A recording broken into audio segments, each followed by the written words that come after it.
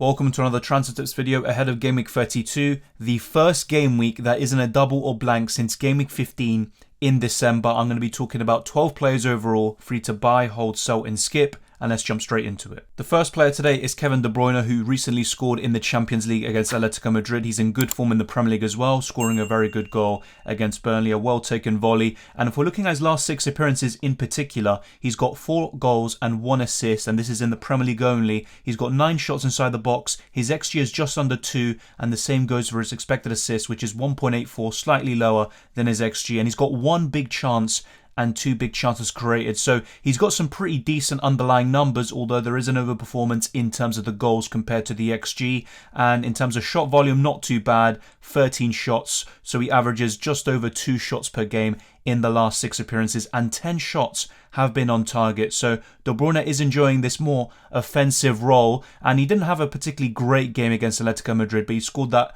all-important goal that could send City through to the next round. And to be honest with Kevin De Bruyne, the reason why he's a buy here is that if you decide to go and sell Mohamed Salah, I think De Bruyne is one of the best options there. And from the City midfield, other than Foden, who might offer potentially better value for money, I think De Bruyne is the one to go for. I would go for Sterling, but as we'll talk about later on, his minutes are a bit more of a concern than it is with Kevin De Bruyne. Over the course of the season, his stats are also pretty decent, although nothing spectacular, especially in terms of the XG, which is just under 5. So as you can see, there is a pattern that De Bruyne does regularly overperform his XG, and that might be a bit of a problem in a sort of way, but De Bruyne is a pretty clinical finisher from time to time. I think in the last few years there have been occasions where he has missed some pretty easy chances, but right now he's scoring some very good goals, and maybe the XG for some of those goals, like the one against Burnley, isn't that high, but he's got that quality. He's two-footed and he can easily score those chances that many other players can't do,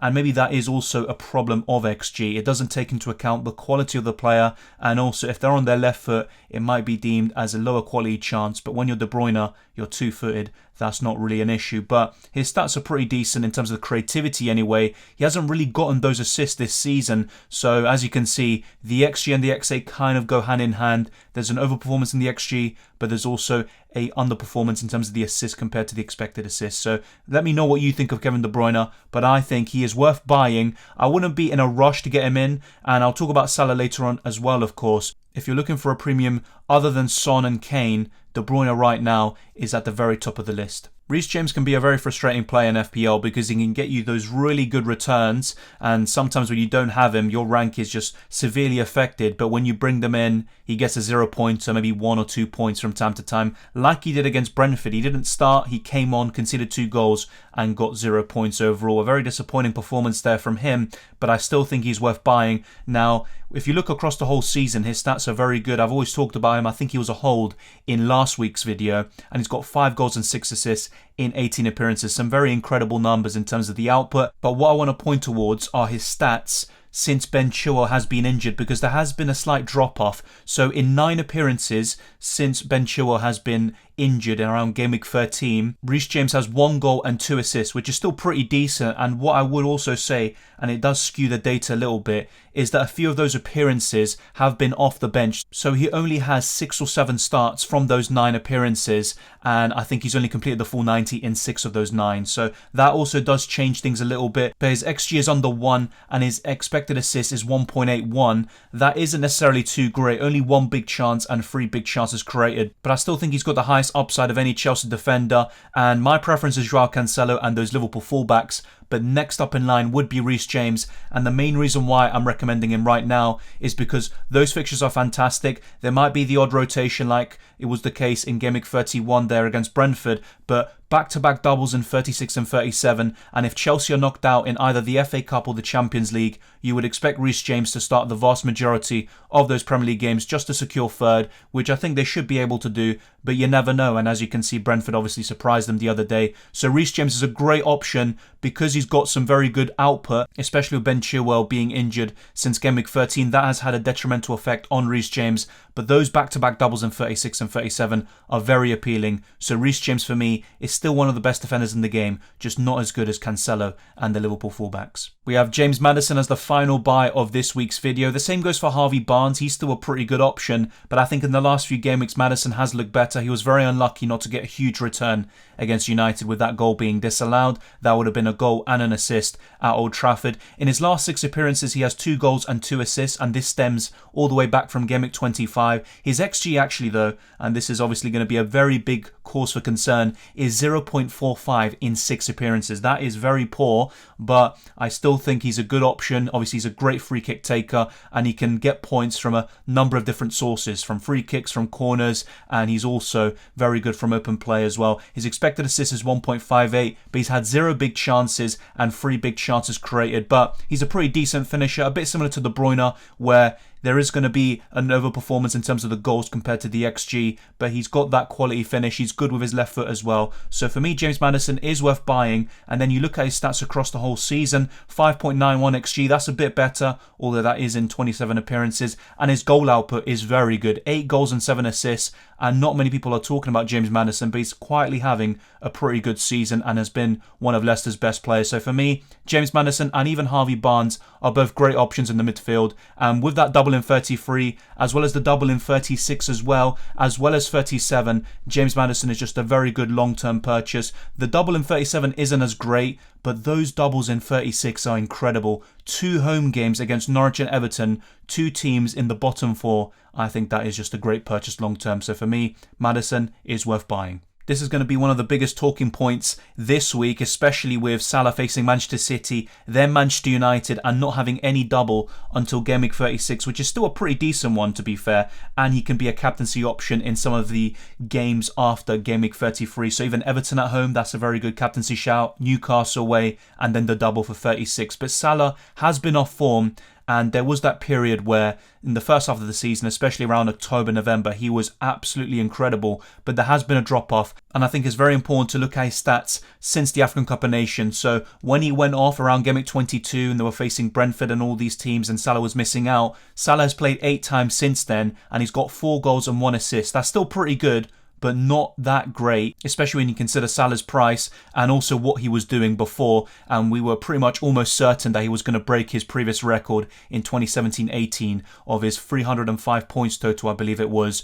I'm not too sure if he's going to do it now. He still has plenty of games left, so don't write him off. And his underlying numbers are still very good. Harry Kane's are better, but to be fair, he does have more minutes under his belt, and Salah has sometimes come off the bench like he did against Arsenal, or come off very early like he did against Watford and Brighton. His XG is over 6 in his last 8 appearances, so still very solid. His expected assist is just under 3, 8 big chances and 3 big chances created. So there has been an underperformance in both the goals and assists. He has been unlucky to a certain extent, but then penalties at the same time do slightly boost those goals and assists, and he doesn't have that many goals in 2022. I think he only has 1 from open play, if I'm not mistaken. So Salah has been a very big cause for concern, and if you decide to sell him to have Heung-min Son and Harry Kane, then I think that does make sense. The same goes for De Bruyne, but in most cases, even for Bruno Fernandes, I would still keep Mohamed Salah, keep the faith. I still think he's a great option in 33, and even against City, he could actually surprise us with a return or 2. So for me, it's worth keeping Mohamed Salah, and there's not even a need to talk about the stats that you see on screen throughout the whole season. They're absolutely incredible, and the XG matches with the goals. The same goes for the assists and the expected assists, and even the big chances, 33. That is absolutely incredible. Arguably, he should have even more goals and even more points, but for me, just keep him, and I wouldn't be running the risk of selling him, although I can understand why you would decide to do so, and possibly selling him and going for different players. These differentials like De Bruyne could be the difference maker between you making the top 10k or certain ranks that you're trying to achieve, but I still think it's worth keeping him, and I think he's going to turn his form around. It's just a matter of when. We're now talking about one of the most informed strikers in the Premier League. We don't have many of those. It's Ivan Toney. In his last 8 appearances, he has 7 goals and 1 assist. And he's got some pretty decent underlying numbers as well, which we talked about heading into Game Week 30. They didn't look too great. He had a lot of penalties. And of course, they came in games that were very favourable. And the games preceding Game Week 30 weren't too great. But he even got an assist against Chelsea. And now he's got a pretty decent fixture run. West Ham, Watford, Tottenham, Man United, Southampton. There's not any doubles right now. But Toney has the penalties. He's in form, and Brentford look pretty good.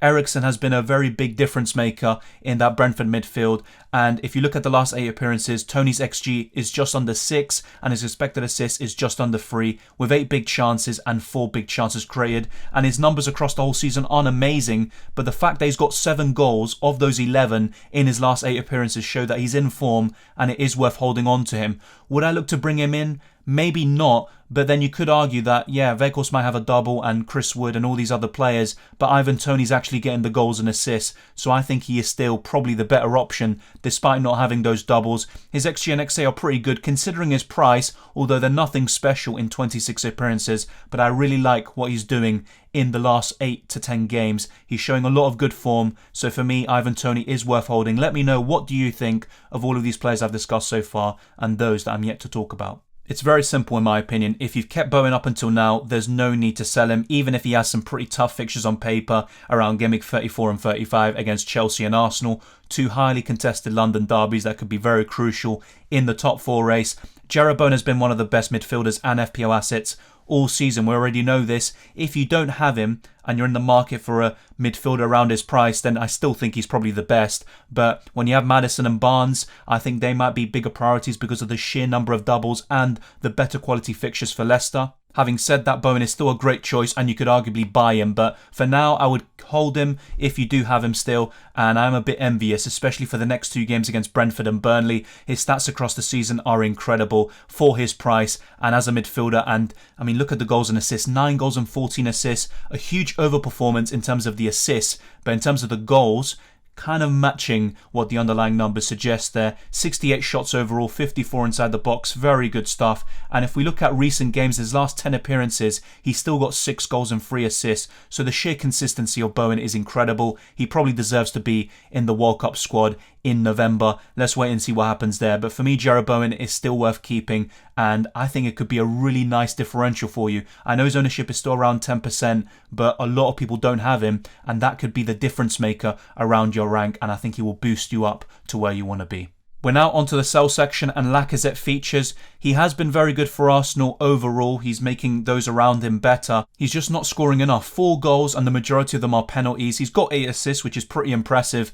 Once again, it's kind of a recurring theme in this video. There's a huge overperformance in the expected assists compared to the assists. Same goes for the XG. A slight underperformance here for Lacazette, which I'm not too surprised by. His finishing has been woeful and the numbers aren't that great. The shot volume is okay, nothing special. 44 shots, only 15 on target, and that does show the kind of level of his finishing. 9 big chances, 4 big chances created. And if we actually look specifically at his last 10 appearances, he only has 1 goal, and that was a penalty. So yeah, Lacazette's numbers are very poor. He's got 5 assists, which does include that own goal by Jose Sarr. Maybe a bit unlucky for that not to count as his goal. His XG and his XA are basically around 2. 3 big chances and 2 big chances created in a period of 10 games. It's just not good enough in my opinion. And when you look at his price around 8 million, you probably could just get a better midfielder or just go big at the back with the defenders, Joao Cancelo, Reece James, Trent Alexander-Arnold, etc., rather than going for Lacazette. So I'd rather downgrade your strikers, have Harry Kane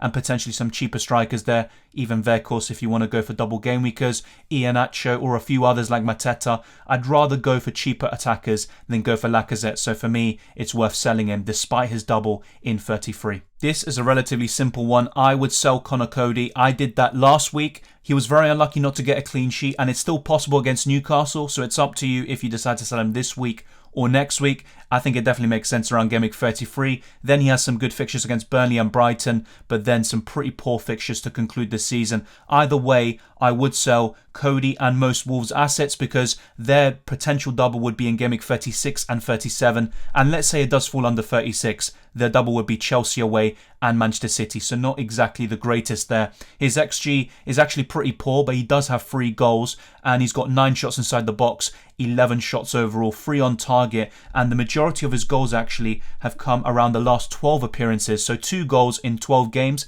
pretty decent, and he's got 3 goals overall, and still the underlying numbers aren't that great, but he's a centre-back. We don't really look at these attacking stats too much. Wolves have had a significant drop-off in my opinion in the last 10 game weeks or so. They actually were doing better when they had that very difficult fixture run around game week 15 to 22. Ever since then, the numbers have dropped. Even though they've had some easier fixtures, they haven't really translated that to points. So Cody is still a good option, but I would still sell him with that blank in 33 and the fixtures being relatively mixed until the end of the season, and the potential double is not that great either. The last sell of this video is Malpai, and his stats across the season are pretty decent. You know, they're not bad at all. His XG is actually lower than the amount of goals he's scored, which is surprising. You would have thought it would be the other way around because just like with Lacazette, pretty poor finisher, missed so many chances, including a penalty against Norwich. 10 big chances, 4 big chances created. Around his price, these are good numbers, but if we look at recent games, which you also need to do sometimes, in his last 9 appearances, he's got 1 goal and 1 assist. His XG is only 1.56 and his expected assist is 1.52. Only 1 big chance and 2 big chances created. These are awful stats. Yes, he should be scoring more anyway. I mean, if you look at the chances he had against Norwich, I think that should constitute to a higher XG. But regardless, the numbers do point towards an unsustainability. He's not getting returns and it's backed up by the underlying numbers, and the fixtures are pretty poor. Even that double in 33 against Man City and Tottenham away, that's pretty awful. I wouldn't be surprised if the Frenchman scored in one of those 2 fixtures, especially against Tottenham, and the fixtures after 33 are not too bad, but I still would sell Malpai. Maybe you'd say it's a mistake because he could come back to haunt Arsenal as he's done previously in recent seasons, but I still think it's worth selling Malpai, and you can go to double game makers like Weghorst or just go for better options like Mateta who give you better value for money, and the same goes for Cucho Hernandez. We're now onto the skip section, and I like Raheem Sterling actually. When he starts, I think he's a great option and he could be a really good Mohamed Salah replacement if you're looking to sell the Egyptian. But if we look at the numbers across the season, very good. 10 goals, 5 assists, matched by the XG and XA. 18 big chances is very good. These show that when Sterling does shoot, or when he gets those chances, they are of high quality, and that obviously comes as no surprise with the creators at Manchester City and the quality of that team. The reason why I'm concerned about him, and even if we look at his recent games, his last 8 appearances, he's got 3 goals and 4 assists, is because despite some really big returns, he can be benched in the next game or 2, and that's happened recently. He was benched against Manchester United and in the preceding game following a double-digit return. I just don't like that for a player around this price. You might as well go for Heung-min Son, who's going to start every single game, and he might be taken off early, but Son is just more consistent and he's not going to be benched from time to time. City have more options at their disposal. Son is one of Spurs' best players, if not their best this season. So honestly, I would just go for players like that. Even Bruno Fernandes, who you can captain in Game Week 33, then offload and go to other midfielders. De Bruyne, I think, is going to be more nailed until the end of the season. I think he's more crucial and integral to that City side. Sterling could be replaced by Mahrez, Foden, Grealish, etc. And despite how good Sterling is, and he's having a very good season, I just don't like the minutes, and therefore I would skip him. This is a simpler one. Obviously, Watkins doesn't have very good fixtures until Game Week 34.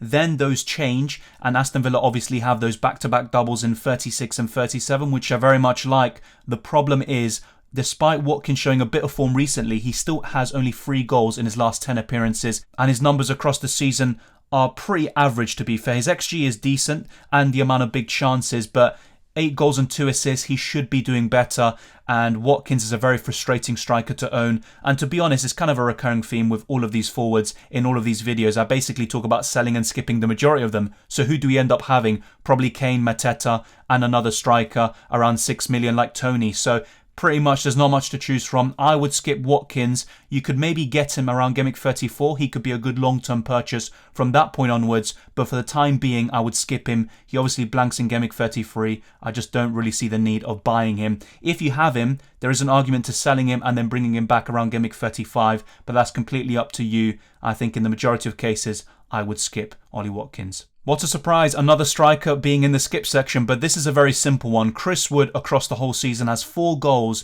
in 28 appearances for Burnley and Newcastle. His XG is even worse than Watkins, only 10 big chances. I mean, these are not awful numbers, but they're nothing great. What I'm concerned about with Chris Wood is actually his numbers since he's joined Newcastle. So since Game Week 21, when he made his first appearance for Newcastle United, 12 appearances, 1 goal, 18 shots inside the box, 20 overall. I mean, the shot volume isn't awful, but you look at the XG, 2.58. This reminds me a lot of Weghorst, who actually became his replacement at Burnley. 4 big chances in 12 appearances and only 1 big chance created, 9 key passes. These numbers are awful. The only argument to keeping him is that he faces Wolves at home, then a double in 33, and then Norwich away. Then you could sell him ahead of Game Week 35. But honestly, I would probably sell Chris Wood right now, or I'd just skip him entirely. I just don't think he's worth the money. And those forwards that I keep on mentioning, Cucho Hernandez, Mateta, Ivan Toney, Harry Kane, they're probably looking like the best options right now. Maybe Cristiano Ronaldo for his double in 33. I just would skip Chris Wood entirely. Obviously, I love having these differentials. You know, I'd love to recommend Raheem Sterling, but sometimes they are low owned for a reason and they're very risky players. So personally, I would skip Chris Wood. So there we have it. We've covered 12 players today, free to buy, hold, sell and skip. Let me know if you disagree with any of them. I think Raheem Sterling is arguably a buy, to be fair. It's just the minutes that really concern me, but I'd love to see your thoughts about it. And thank you very much for watching as always. If you enjoyed this content, smash the like button and subscribe if you're new. Be sure to follow me on Twitter and Instagram, as well as checking out the Patreon and the channel memberships. Everything is laid out in the description below. You can get exclusive early access to all my videos. There's also a Discord server. The link is in the description below. And the same goes for the FPL League, and you can also join our UCL Fantasy League, and we've got plenty more content for both fantasy formats to come, and there could also be World Cup content at the end of the year. I'll let you guys know closer to November. So thank you very much. Enjoy the football as always. Good luck with Game Week 32, and I'll see you next time.